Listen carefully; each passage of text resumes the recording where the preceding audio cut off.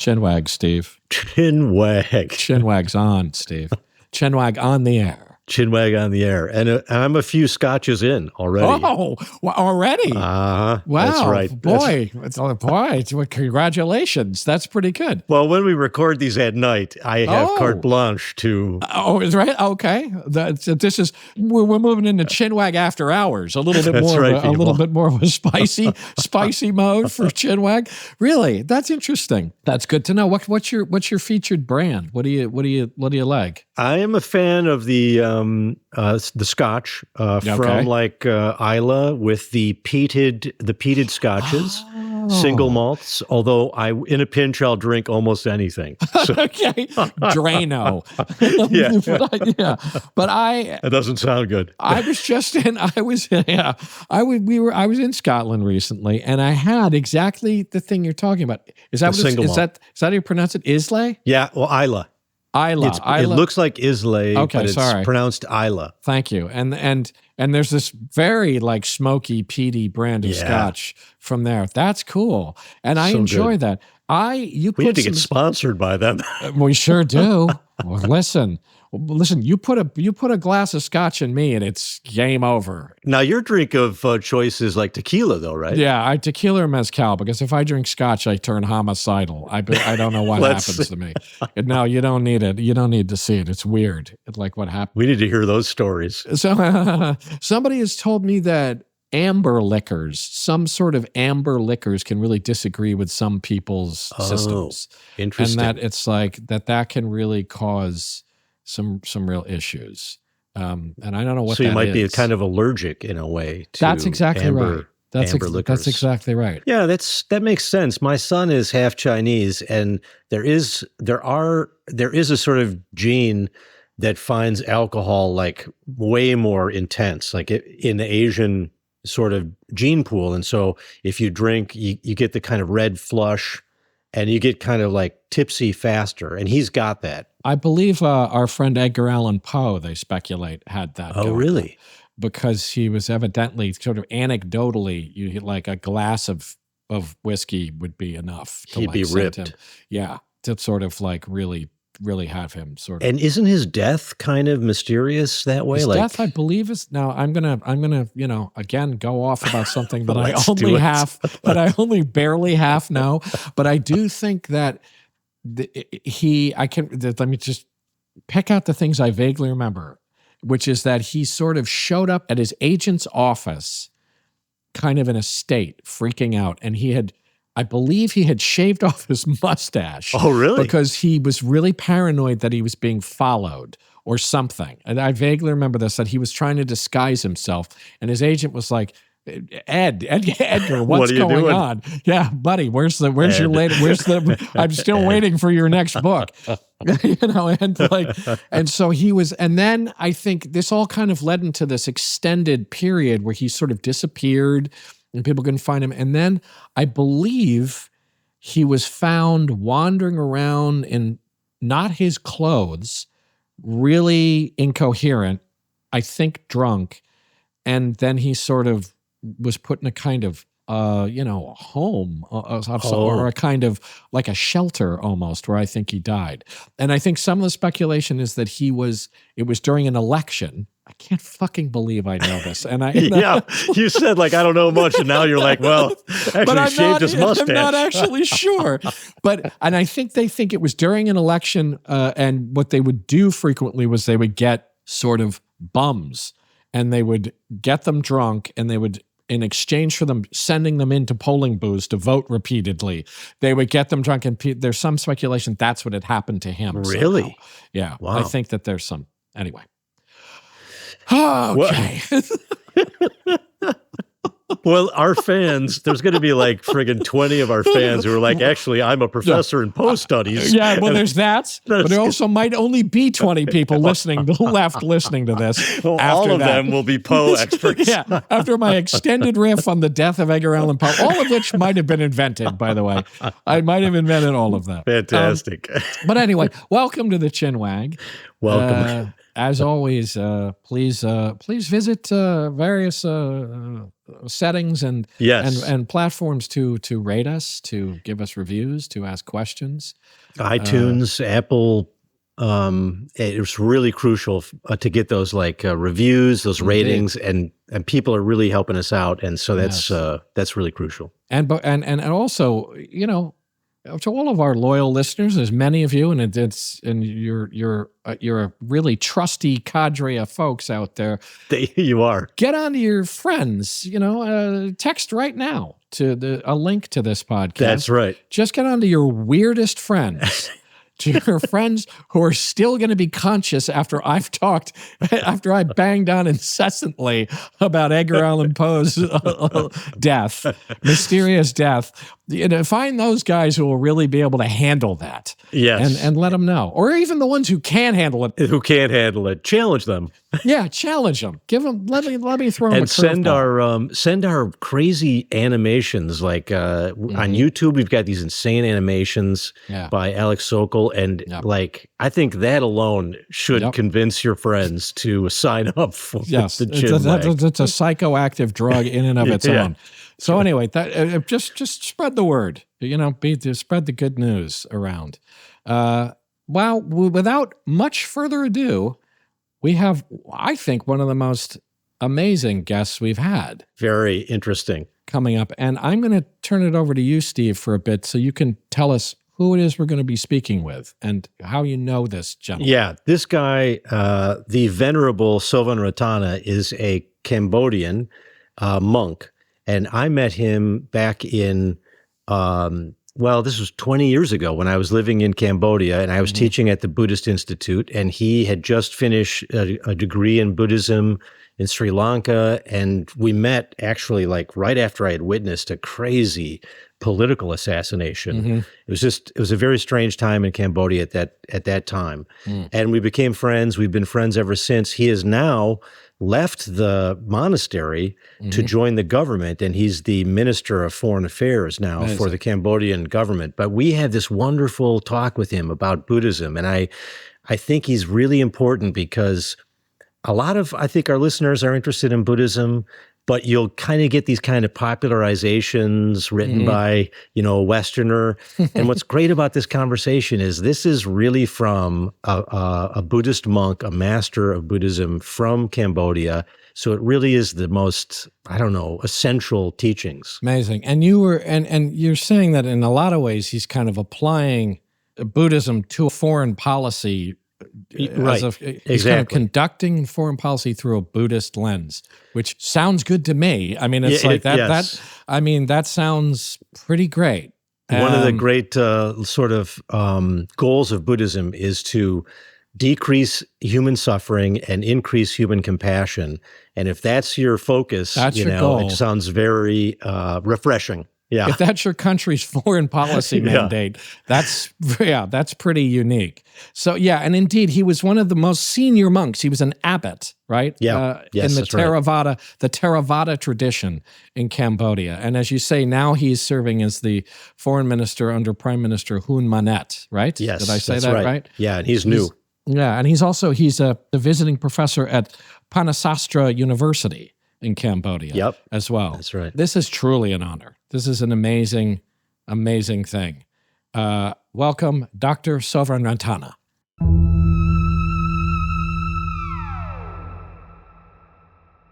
There he is. Tomriapsua, Venerable Sovanratana. Welcome. No more venerable. It's just always. Thank you. Welcome. And I want to introduce you to my friend, Paul Giamatti. Hello, doctor. Nice to meet you. And this is Sovanratana. Very nice to meet you. Nice to meet you, too. You bring a great honor to our podcast by agreeing to come on here. So thank you very much. Yeah, thank you so much. I mean, I know you must be extremely busy. So thank you for doing this. Thank you so much. It's my great honor to be with you. Thank you. Okun. So one thing, Paul and I are very interested in Buddhism, and I'll just sort of say that, maybe tell our listeners that you and I met 20 years ago when I was living in Phnom Penh, Cambodia, and I was teaching at the Buddhist Institute, And someone said to me, "Oh, you have to meet this brilliant young monk who just came from Sri Lanka." And then you and I met, and we've been friends for 20 years. And one thing I want to ask you to start with is, how and why did you first become a monk? Like, how old were you, and what was your motivation? I was 17 years old when I became a novice. And my motivation was I was curious to learn Buddhism, and it's also my grandparents who wanted me to become a novice or a monk for a short time, and maybe 1 year. They said that it would be good. The second factor is the tradition in Cambodia as well as perhaps in mainland Southeast Asia, that a male should become a novice or a monk for a period of time, and then they get a job and have a family and so on. So that's the factors that push me to become a novice at the age of 17 years old. And so you thought just maybe a few years and you'd be done. Is that right? Just a couple years?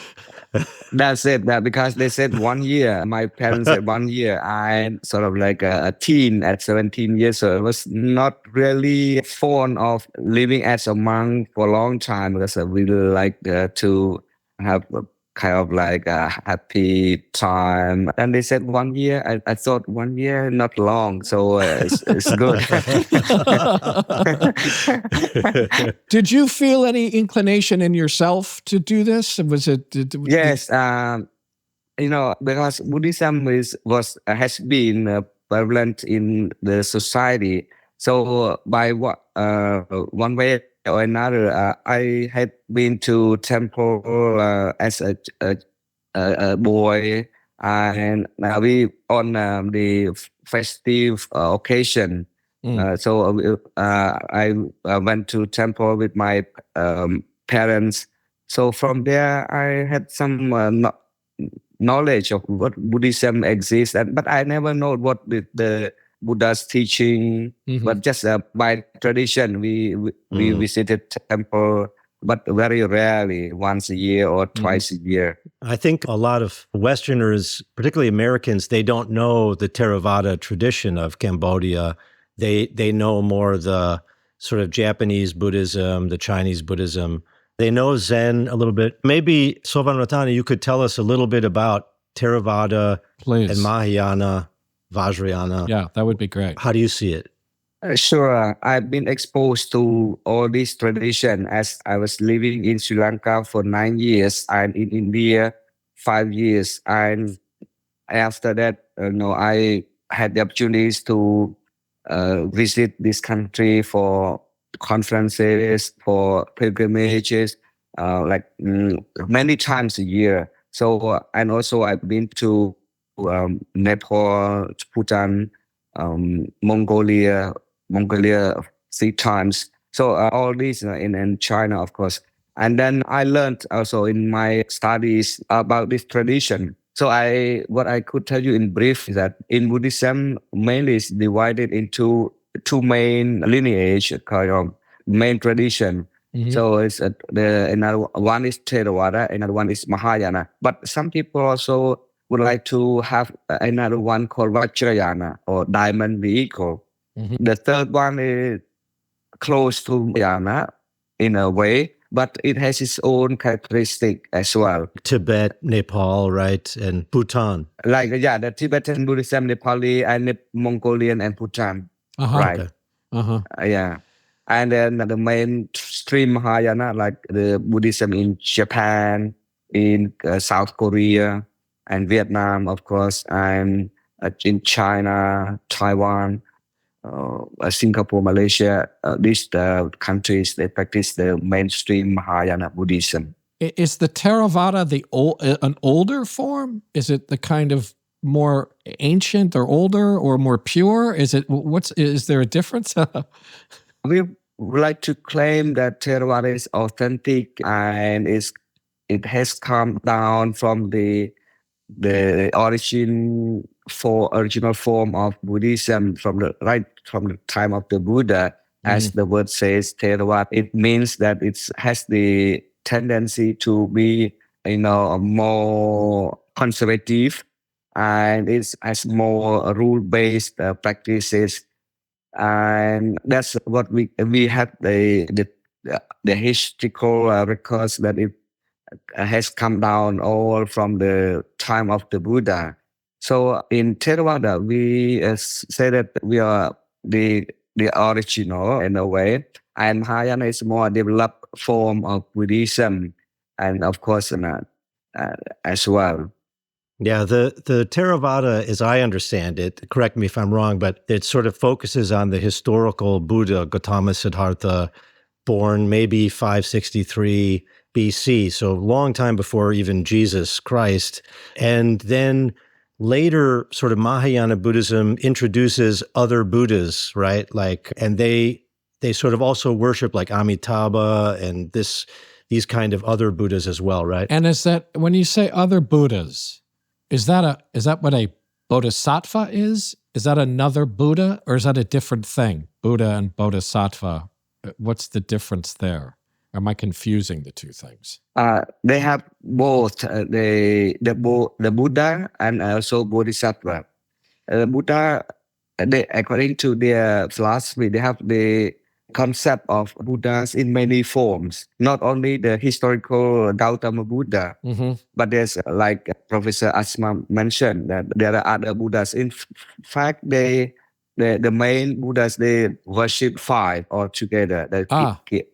Garupa, and also including the other Bodhisattva, many. Because in Mahayana, one of the main philosophies is that everyone is Bodhisattva or Buddha to be. Those Bodhisattva who have great maturity in their practices, after many lives, so they're more mature. And then those beings who were just, at the beginning or on the way. Like me, just at the beginning. Oh, you're on the way? Okay. I'm at the beginning. Okay. Yeah, so, I haven't even started yet, so I'm not even there yet. Okay. But according to Mahayana Buddhism, you are also a Bodhisattva. Even you have not started. Every being, I see. Have this seed. The Bodhisattva the potential, seed. The potential. Potential, right. The 5 Buddhas, are they kind of incarnations or aspects of the Buddha? Are they sort of different forms of the Buddha, or is it they literally kind of separate?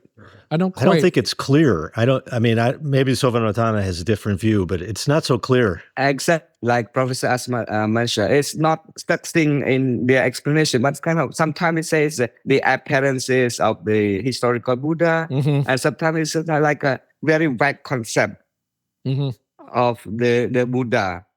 Because they say that this historical Buddha is one, but there are other Buddhas who also came in time, like they were before the historical Buddha.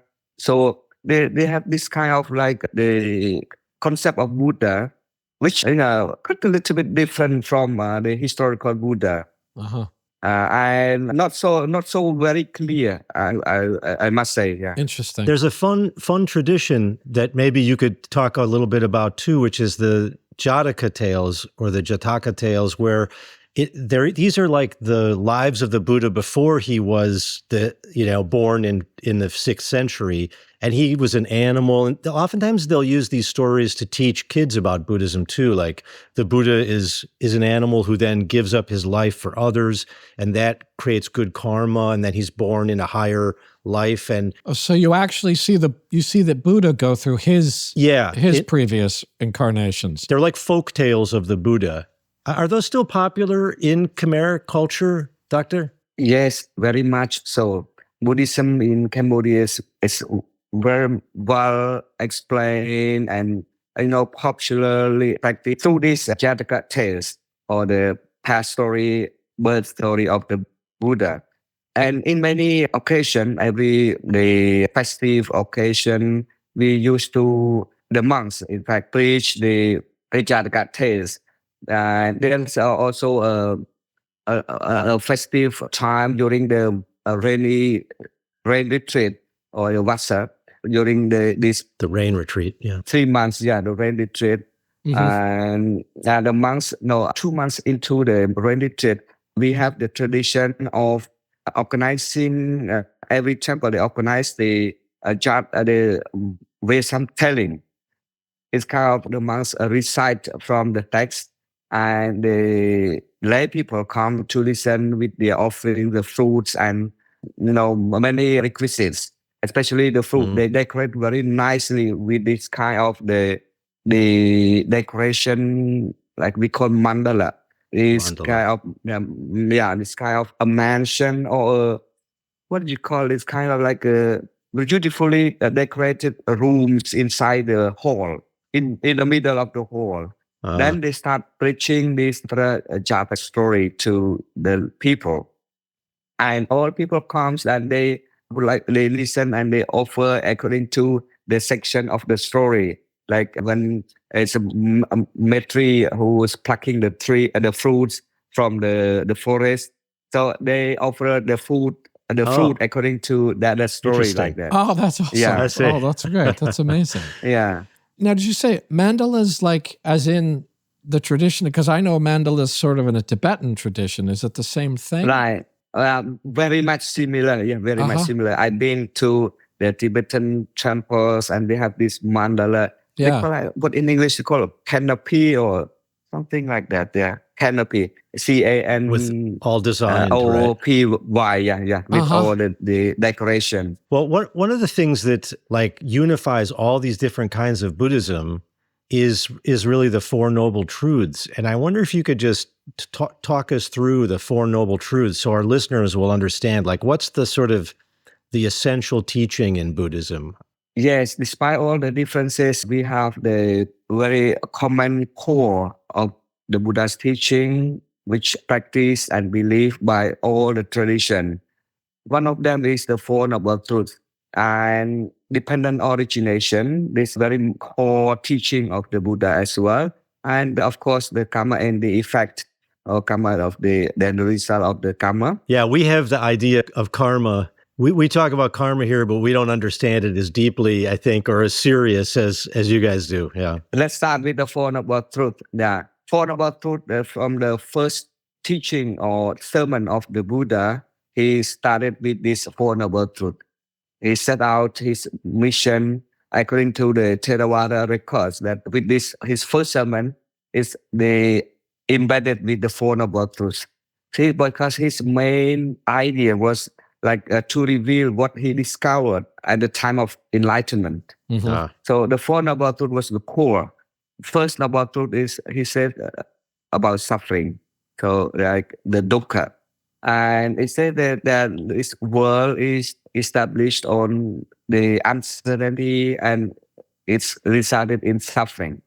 So this is the fact that all the practitioners, all Buddhist followers need to know that the life is such that it's, suffering and it's embedded with all these vicissitudes and changes.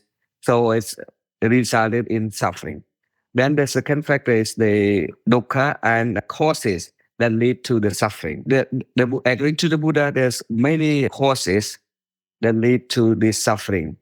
He mentioned the three main causes. Number one is the change itself, but because the nature of the world is change. So with changes, it brings unsatisfactoriness, unhappiness, and then the pain and suffering and so on. Then because of the existence itself, the facts of like having life and existence, this kind of will also essentially is painful. Just being alive is, Don't be like to enjoy, but essentially it's painful. Then the dukkha and the anicca, and then the essence of the nature itself, which is kind of suffering. But we sometimes rarely recognize this, that the essence of the nature. So when we know these factors for reality, we realize this, according to the Buddha, that that's the causes of the dukkha and may lead to the cessation of the dukkha. So that brings the what bring to the cessation. He said that the path, the cessation. There's dukkha, but there's a cessation of dukkha as well. A stopping of the suffering. Yeah, the stop. Yeah, right. Can I just? I hope you won't be offended here. I want to step in and just help the listeners follow the terminology, because you introduced this word dukkha, and this word I think is translated sometimes as suffering or unsatisfactory. So life is dukkha means it's like you said, it's suffering, it's painful, and then the causes, as you said, it's the changing of nature itself. Constantly, you can't count on it. Everything's in flux all the time. Everything is changing. Yeah, and the craving, you desire. Say the attachment to the desire. We use the terminology attachment. Yeah, chocolate cake, sex, all that. Yeah. Yes. Yeah, clinging to it. That brings dukkha. Great. And then, so I'm sorry, I just want to now go back. And of course, the fourth. The third is the stop or the cessation of dukkha or unsatisfactoriness or suffering itself. That he said that the cessation itself has the path. He takes the path to the cessation of suffering. Mm-hmm. So this path, he said that in brief, there's 8 altogether. It starts with right view. You have to right view and then right understanding. Right understanding. Yeah. Right. It's all like that. It's a right action, right speech, a right livelihood, a right mindfulness, then a right concentration or meditation with the 8. The eightfold path. The eightfold path. Exactly. And these are the ways to sort of deal with the Four Noble Truths. Is that right? So exactly. Mm-hmm. So the meditation that people associate meditation with Buddhism, but as you're explaining, it's really it's the solution to this problem of suffering that you're talking about, and that's really the key idea. Yeah, exactly. That's the goal. Because Summum Bonum, the path which can lead to this Summum Bonum of Buddhism. Yeah. What's that? Oh, the greatest good. Yeah. The greatest good. The summum bonum. Yeah, right. He has a PhD in philosophy. You can tell. He does. Yes, indeed. So the greater good, that's what leads to but then meditation becomes the foundational exercise practice to get to these. The end of suffering. Yeah, the end of, And there's lots of different kinds of meditation. I think people over here in the West, they sort of confused together, or they don't understand the differences. And the Buddha seemed to be offering us a different kind of meditation than the Hindu yogis that he had sort of learned from. And so they sometimes call this mindful meditation, or sati, I guess. I wonder, did you learn as a kid when you were 17? Were you learning this technique? And what is the technique that you learn? As a teen, I was not aware of this kind of practice, and meditation, because by then there was a civil war going on in Cambodia. So we moved from place to place, mostly avoiding the bombs and the bullets, fired from both sides. And American bombs too, I'm sorry to say. Yeah, and also the Khmer Rouge side. So there's hardly any time to learn about Buddhism, needless to say about meditation. Yeah. So most of the people just kind of try to survive, including me as a teen. But we still found time to enjoy a little bit, running around and playing with friends. But very, very rarely that we had such time, because mostly there's the fires and the battle comes sometimes near our house. So we need to we just ran into the bunkers and to take shelter in a small bushes or under the canals or the beach, so that we could escape the bullets. Wow, God. Yeah, that was a hard time those days. Hard time. But I started only when I became a novice, and then I, while learning the scriptures, and also we came to know about meditation, and I asked my, elders not monks, but we call achar in Khmer Buddhism, or like the elders who had been monks before, and they practice as the similar to clergy, but the difference in a way that they also involved in the temple affairs. We call achar, or in Thai, Lao, achan. Achan in many, achan refer to teacher, but the achar in Cambodia, they are the organizer of the event in the temple, or concerning the temple, and even outside the temple, and they also organize the events.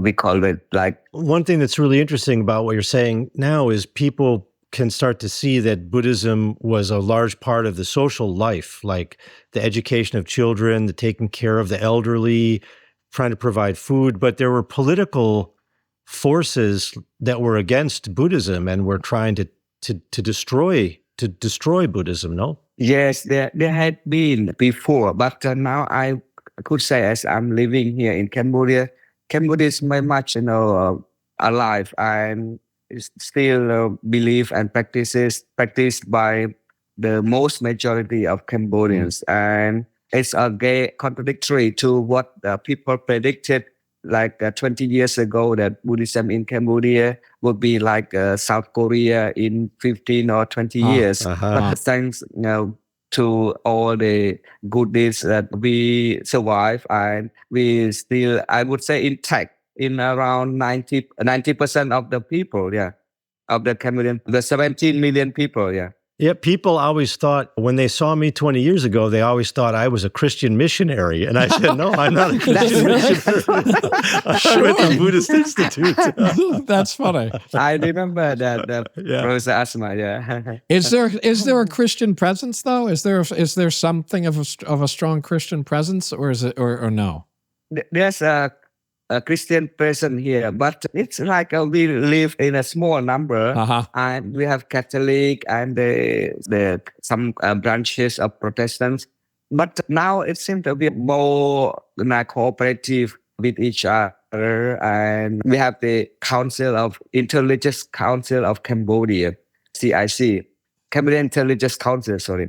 And through this mechanism, we work together. And if there is any misunderstanding or differences in the followers, then we try to solve the right way. So it has been very successful. And since the 1970s or 80s onward, we don't have any religious clashes or kind of like fighting in the country. So that's very good for us. I mean, compared to other countries in the region. When I was living there, there was some tension because some Protestants would go around the countryside with like a bullhorn, and they would say like, the Buddha's not a god, our Jesus is a god, your Buddha's no, and it's very offensive to local Khmer people, no? Yeah. Exactly. Those days, they were like going around, knocking the door, distributing pamphlets, ties. But they have been now very calm now, and not so much this kind of bubble like when you were here. I'd like to invite you to come back and see how much we have come. I would like to go. I would love to go. We should go sometime.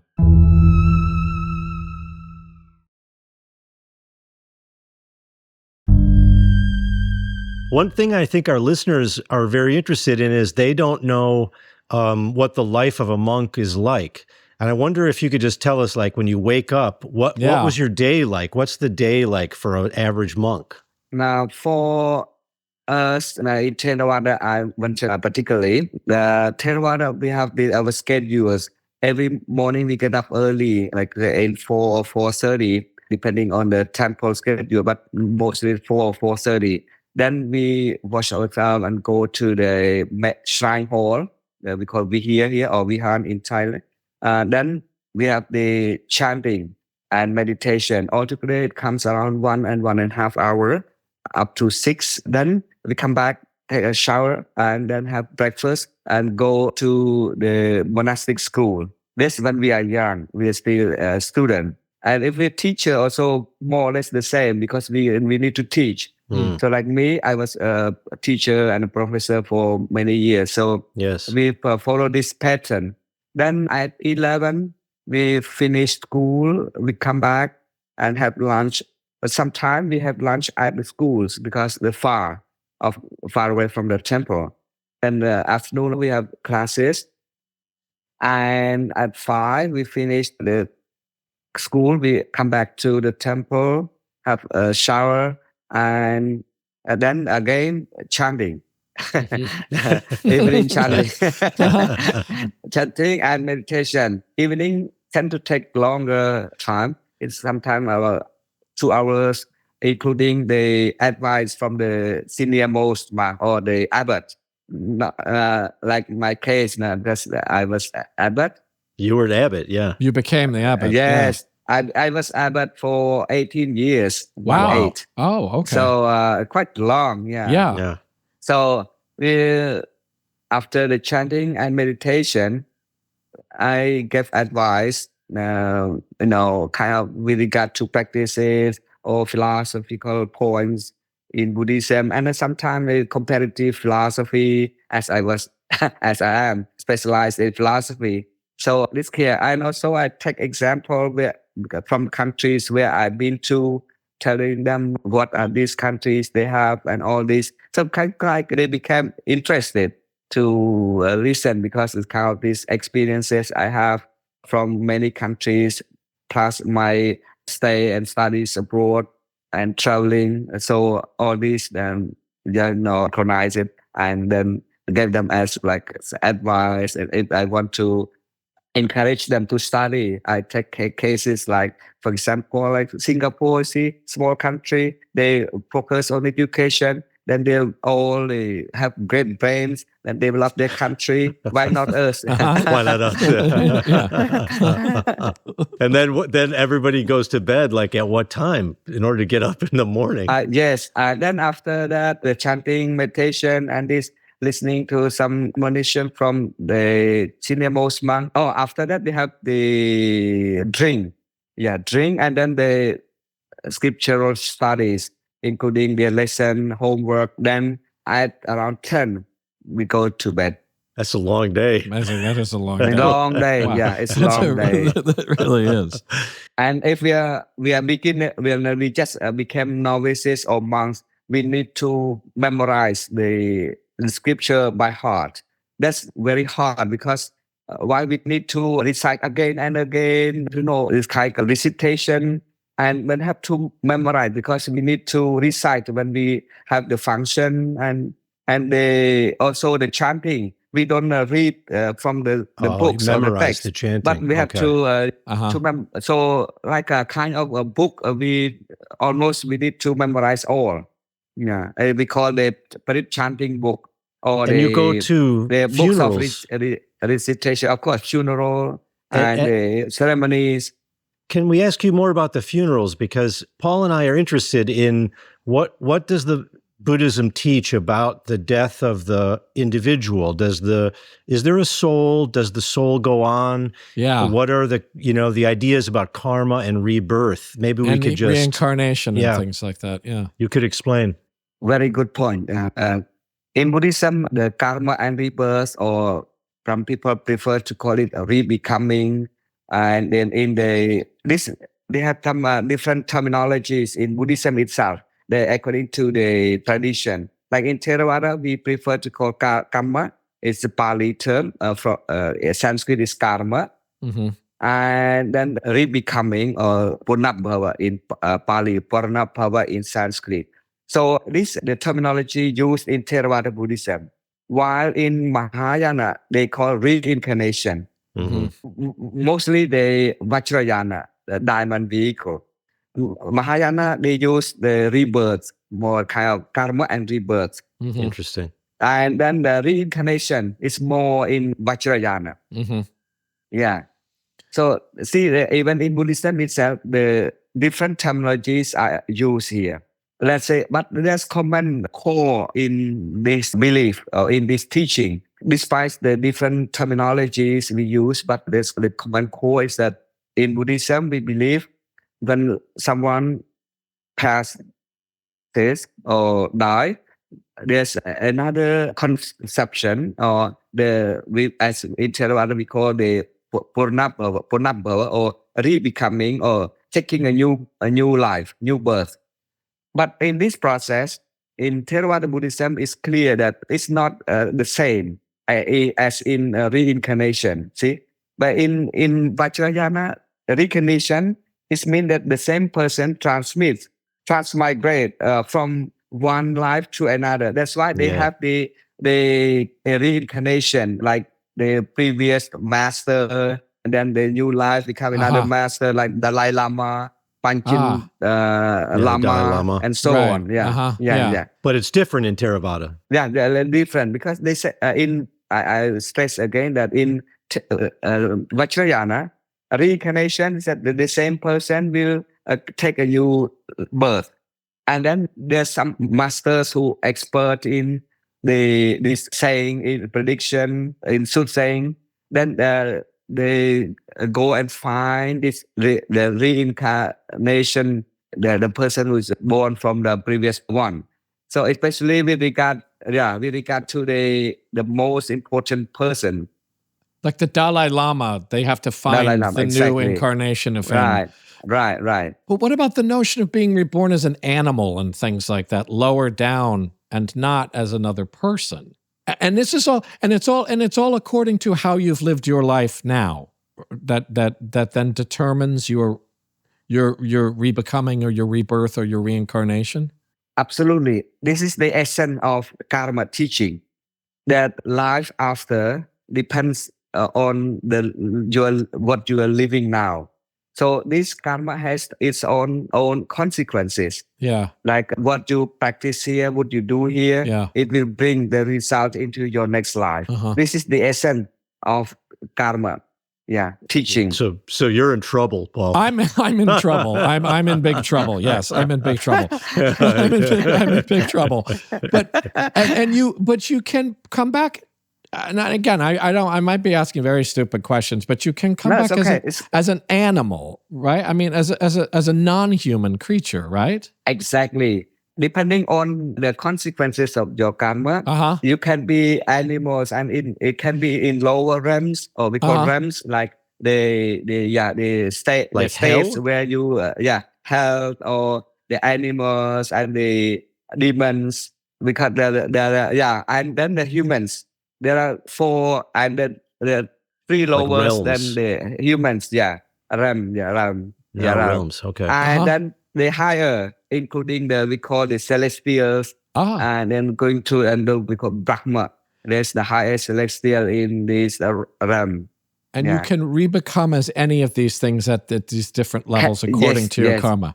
And now this is a stupid question, and I apologize, but I've always wondered, if you come back as a sort of, I don't know, as some kind of insect or something like that, how do you then regain the karma that will allow you to ascend back up to I'm assuming the celestial incarnations or rebirths or rebecoming? That's the goal. Or do you? I know this is a stupid question and it sounds very technical, but I'm interested. I've always wondered how you gain the karma then if you're not okay. Paul, great question. Thank you. Stupid. It's a great question. Okay. Thank you. According to Buddhism, you can become one of these, even insect. But still, because of the instinct, you are of course insect, in that life. But still, there are good. This kind of creatures, good insects, which have the instinct to be good as well. Not all the insects or animals are all that crooked. You could help your friend insects or something like that. Yeah. Exactly. Yeah. So there's still a kind of morality. There's still a kind of there's a good and bad, and there's even in the animal world. That's great. That's amazing. Exactly. That's amazing. But the Buddha mentioned clearly that being born as insect or animals, you get very little chance to do good, to practice the morality or for spiritual advancement. So he encourages that at least you born as a human. There's the golden opportunity that you can do more for your advancement. Interesting. Because in Uh-huh. Buddhism, it's all up to the because spiritual advancement. Amazing. The spiritual advancement itself will lead to enlightenment. So Amazing. being born as a human, you can do more That's practices amazing. as well as also we That's call amazing. parami, paramita, the perfection. You can practice paramita. this perfection, which lead to the enlightenment. Yeah. So you're kind of evolving. Ultimately. You're kind of evolving to a place where you have more capability to do good if you choose to. Exactly. That's amazing. That's really cool. Yeah. Can I also just add, I just want to add one little thing here, and I know Dr. Sovanratana knows this, but maybe our listeners would enjoy the idea. In Buddhism, in Theravada Buddhism, as he was saying, the soul doesn't go to the next life and the next life. It's more like your energy system, the five khandhas, they go on and on. So your feeling, your body, your sensations, your like willpower and your consciousness, they keep going, but it's not you. It's not going to be Paul Giamatti that has another life. It's going to be your energy that goes to another system afterwards. Okay. Yeah. What about the idea of a soul, which in our conception, I don't even know that I could define what the kind of Western idea of a soul is. But that idea doesn't really exist? Not really in Theravada, but you tell me, Doctor. Yes, in Theravada, to be more philosophical, we don't call soul, in that sense. Because soul or the Atman in Sanskrit is more the concept of Hinduism or Brahmanism, which is in essence is different from the karma and the rebecoming in Buddhism, because a soul is kind of like it transmigrates from life to life, never changes. And the same person in Hinduism, in Hinduism, in Hinduism, I see. The soul in Hinduism, and that's what the popular belief as well in Buddhism, but not the real teaching of the Buddha. The teaching of karma and rebirth or rebecoming, the Buddha says that it's not the same person which goes from life to life. That's in the process, and Asma mentioned clearly that there are five khandhas or five aggregates, which with the changes of the element, changes of time, it goes with this conscious energy. This is called conscious energy, which has kind of like the consciousness, the knowing there. Because without this consciousness, this is nothing. So with this conscious energy, it will go from life to life. But of course, with changes, be clear that because Buddhism changes are always there.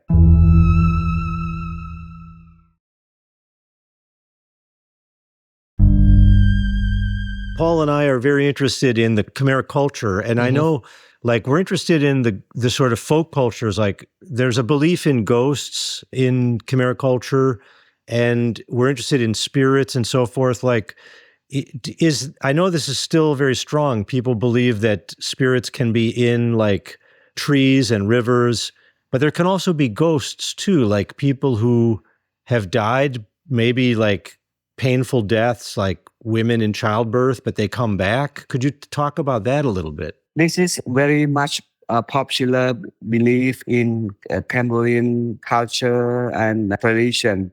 And this we have it even prior to the arrival of Brahmanism or Hinduism and Buddhism. We call it animism. Animism. Animism, the local belief. So according to this belief, the spirit of a person after that, they will become even we call nectar. There's a concept of nectar. Yeah, nectar, right. So the spirit. Which still have power and influence on the people's life. And this can cause the destruction or the unhappiness in the people's life, as well as also bring fortune and happiness to the people's life. So this is very popular belief. And when you come to Cambodia, and especially in the countryside, they will have the small Like a house, cottage. Yeah. Small house. Yeah, spirit house. Called cottage. And now it's because this country is more modern, they build with concrete, with the tiles. Nice. Before it's just from the faith. The people believe that this will bring good luck and bad luck to them, And it's they a sort believe of, it. Yeah. it's a dwelling for spirits. You will have your own sort of household gods. Is that sort of household spirits or something, or is it just sort of? This is not a household in that way, but it's a good. This is a spirit for all, for the public as well.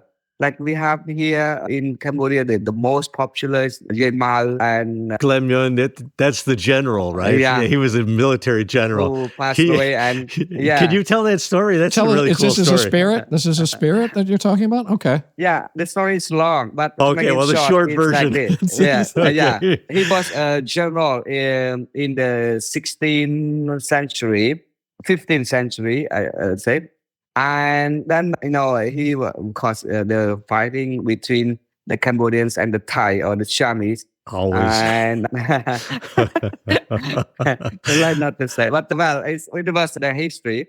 So this general was so brave, and he was like in the front line always, and he led the army, from battle to battle. But finally, he was encircled by the Chinese army, and there's no way to escape. So he jumped from the edge of the mountain and to become the nectar or the spirit, and who can fight against the Thai as well. So that's his final decision. He jumped from the top of the mountain and he died, and he became the spirit. And he instilled that spirit in his own army, as well as also he causes the havoc or trouble in the Thai, among the Thai soldiers, to have like disease or sickness, right? Disease, yeah. So he sacrifices himself. Yeah, he sacrifices himself. Then he brings the dead, like an army of the dead back, and they give the disease to the enemy. Amazing. So he brings these spirits back. Wow. It's amazing. And this is a spirit that is still sort of acknowledged and sort of and yes. Yeah, I think I have like an amulet, of the Glen. Really? Yeah, like somewhere here. Do you appeal to him for some particular reason? Do you go to the spirit of this general if you need, if you want something? Yes, not only in fighting, and not only for the army or for those uniform people, but also general public. They go to this spirit and ask for the fortune, for good luck, and for their success in their businesses, in their life. Yeah. But now, what about ghosts? Like, ghosts are different, though. How would you define the ghosts?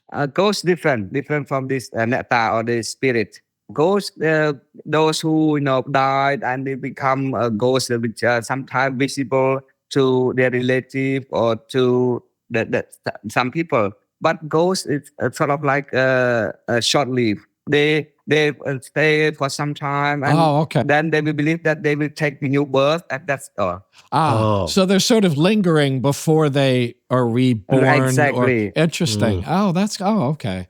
Interesting. It's kind of like the interval in afterlife, that between life and the new birth. That's amazing. Do people worry about that and try to help them to the next birth, or they just let it happen and there's nothing to do? Mostly they're harmless. They sometimes they are visible, but they don't cause any harms or troubles to the people. But that's, of course, sometimes they frighten, as what we believe that we are frightened ourselves. In fact, they appear on the tree or somewhere in the dark, and then we are frightened. But they rarely cause any harm. Do you believe in them yourself? Me, I believe. I saw one time. You did? Oh, tell us. By my eyes. By the time I was in the countryside with my father, we went for we went to catch the frogs. Because in the countryside, when the rain comes, there's a frog, roaming, The frogs. roaming A lot all of about. frogs. Yeah. Yes. So he was in front of me, my father, and I was behind holding the bag, and he's holding a torch, and he was going like to see to catch the frog, and in front of him, I saw the person with the black shirt, and because there's some grass at the knee deep, so I didn't see the legs of that person that I would say ghost.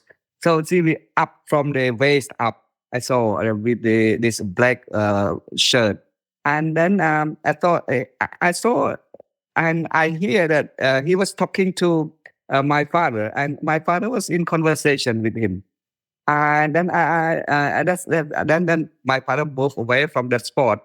I asked, "Daddy, who's talking to you?" He said, no one talking to me. Wow. Really? And, no, a moment ago you was talking to someone. Then I said, no, who's coming? It's raining. And then I could not, I could not stay behind him anymore, any longer. I just Terrifying. jumped into it.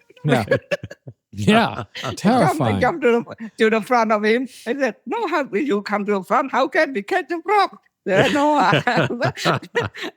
I did not stay behind. Did he believe you? At first, he said I was telling lies, but I insisted that no, you were talking to somebody.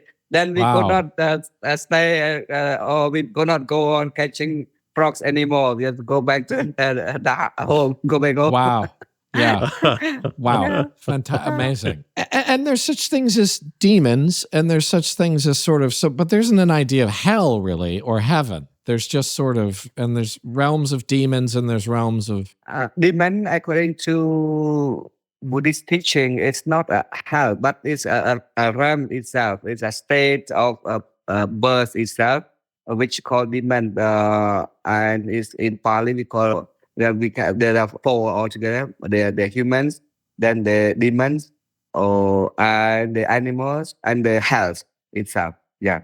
Demon is one kind of realms in between the humans and the health.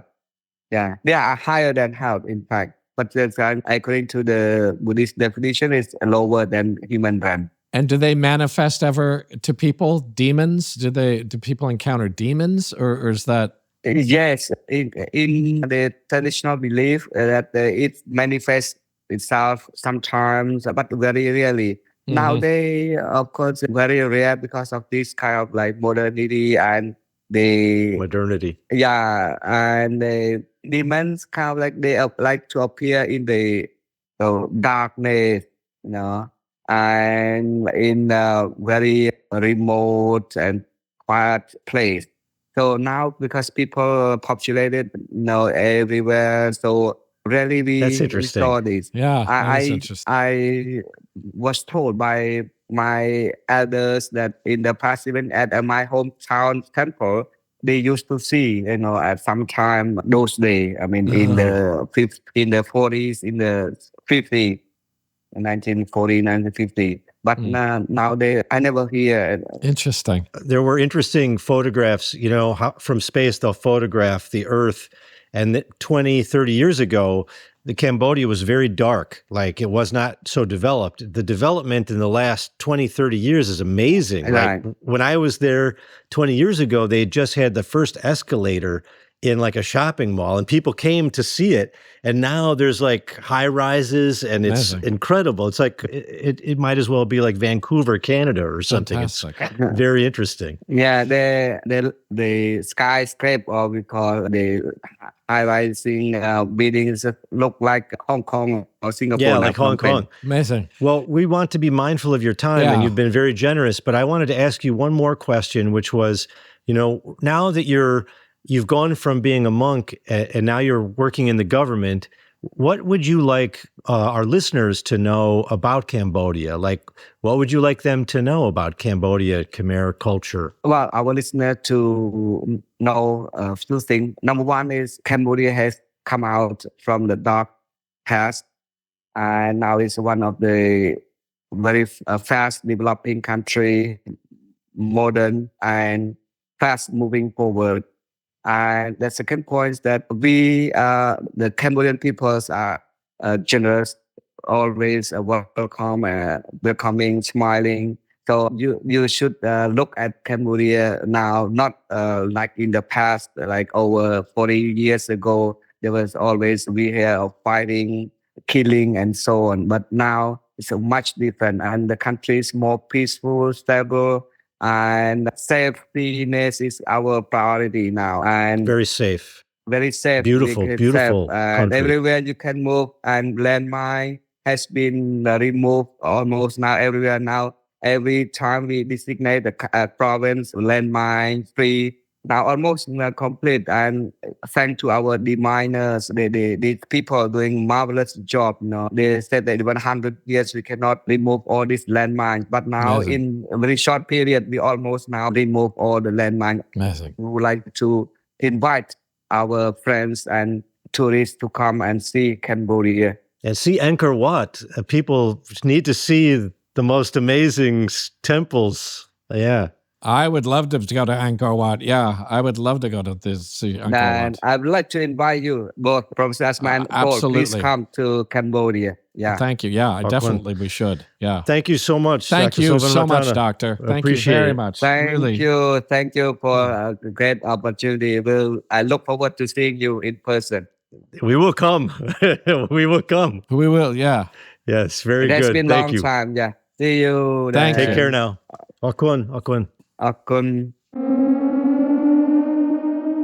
Amazing, Steve. Really amazing. That was really cool. Thanks for sort of getting him on here. Brokering the Cambodian connection. Well, yeah, sure. Getting the Cambodian foreign minister on here. I mean, it's amazing. I mean, that's not something I ever thought I would do in my life. So that's pretty amazing.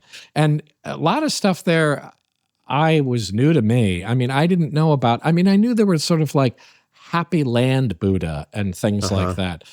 But I didn't quite know that there are 5 distinct Buddhas other than the Buddha. Yeah. And it's interesting that it's not really clear what they are. No, it's true. It's really unclear. Is there a lot of theological debate about what they are? Yeah, one of the ones that people will know, like I think a lot of listeners will have seen like a female Buddha. Yeah, you'll see it like in China. Strangely enough, my grandmother had a female Buddha when I was a kid. I'm like, what the fuck is this doing here? Because she's Catholic, but she just liked the statue, and it was really pretty. Yeah, it's pretty. But that's called Guanyin, and Guanyin is the Chinese word that is a translation of an Indian word called Avalokitesvara. And that means the 1,000 perceptions or the 1,000 eyes. Okay. And this is like a mystical being that was originally male from India that can see everything all at once everywhere. And then it turns into a female in China and in Korea, Japan, and in Vietnam. And so that Guanyin is actually more popular than the historical Buddha is in those countries, because you go to her and you pray for like a good child, a healthy child, a good marriage, getting a good degree at the college. So there are all these different Buddhas in addition to the historical. And there's that kind of classic, the fat Buddha, which I don't know. And is that one of these 5, or is that just some whole other popular kind of like? It's not a different Buddha. It's just when Buddhism landed in other countries like Tibet and China, it landed in these places where there were already sophisticated religions. Like Taoism was already in China, and so was Confucianism. So the theory is that the fat Buddha, the corpulent Buddha, was a kind of marketing ploy, because if you follow our religion, this new upstart called Buddhism, you're going to be fat and prosperous. I see. That it was sort of a marketing ploy, is what they think. And those Buddhas have kind of the big earlobes, don't they? Yeah, which are sort of Taoist things, aren't they? Isn't the kind of large earlobe thing a Taoist thing, or am I wrong? I don't know exactly. But there are these weird marks that the Buddha's supposed to have, like on his head, on his feet, and they're considered to be marks of the divine or something. Interesting. So maybe something it's I found really interesting there was talking about the sort of reincarnation, and the sort of and the movement upward, which I had never quite understood that before, and I did feel silly, but I'm glad I didn't think it was silly. But I just thought, how's it possible? But I loved the idea though that for animals, you can still do, good and bad things. You can gain good and bad you karma. can get good karma. But it was cool because I thought, as he talked about it, the idea of kind of evolving upwards to a human being, you gain more capability to gain more ability to gain good karma. Yeah, like you get rationality or something. Yeah, or what? Yeah, and I thought that reminded me of sort of the idea of sort of in evolution, things like the octopus begins to increase its neurons as it begins, as these things sort of evolve, you begin to evolve greater neurons and greater mental and brain capacity and things like that. It was really kind of cool. It really reminded me of that. It sounded like exactly the same kind of thing, which is really cool. There's a sense in like the U.S. and in the West, we think about the monotheisms. You got Christianity, Judaism, Islam, and they've had this like difficult relationship with evolution. You think about like the Scopes monkey trial and shit like that. Yeah. But in Buddhist countries, they're pretty compatible with evolution. They're totally open to it. Yeah, it doesn't bother them at all. Oh, I hadn't even thought of that. That's really cool. One thing I didn't get to ask him was about meditation. Oh, what was it?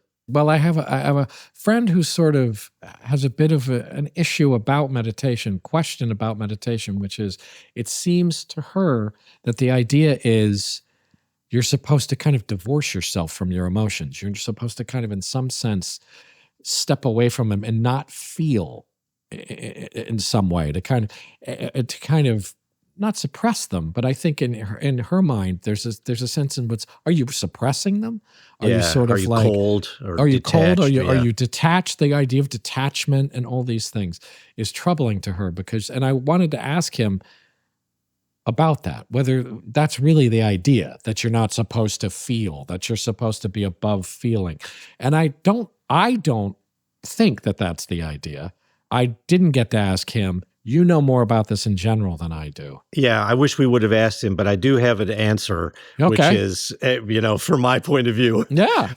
Which is, there's a fun scripture that the Buddha tells about, like, when you feel a pleasure or a pain, you get hit by 2 darts. So the first dart hits you and it feels like, let's say it's sex or chocolate cake. It feels fantastic. It's awesome. But then the second dart hits you, and the second dart activates your what's called the ego consciousness.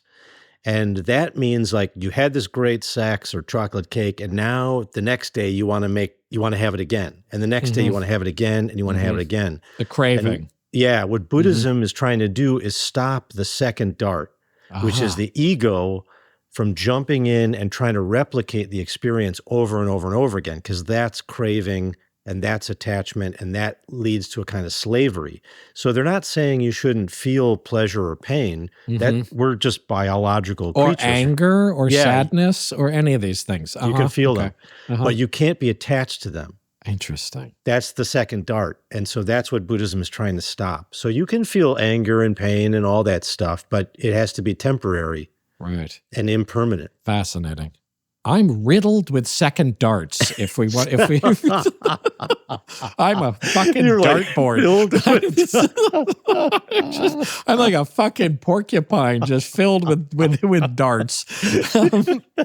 Wow. No, that's interesting. But that's good. That's good. That's cool. All right. I will report that back. I'm a fucking dartboard.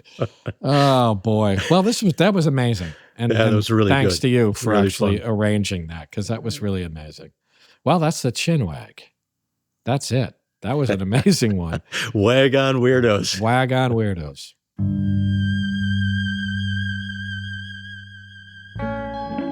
Chinwag is a production of Treefort Media and Touchy Feely Films, hosted and executive produced by Paul Giamatti and Stephen Asma. Executive producers for Treefort are Kelly Garner and Lisa Ammerman. Dan Carey is executive producer for Touchy Feely. Our series producer is Rachel Whitley Bernstein. Original theme music by Luke Top, with additional music by Via Mardot. Oscar Guido is our executive in charge of production. Tom Monahan is head of audio for Treefort. Audio production supervision by Jared Brom and Matt Dyson. Editing and mixing by Jeff Neal. Animation created by Alex Sokol. Research assistance by Aidan Brooks. Lastly, for more information, go to chinwagpod.fm and find us on Instagram or TikTok at chinwagpod or on Twitter at chinwag_pod.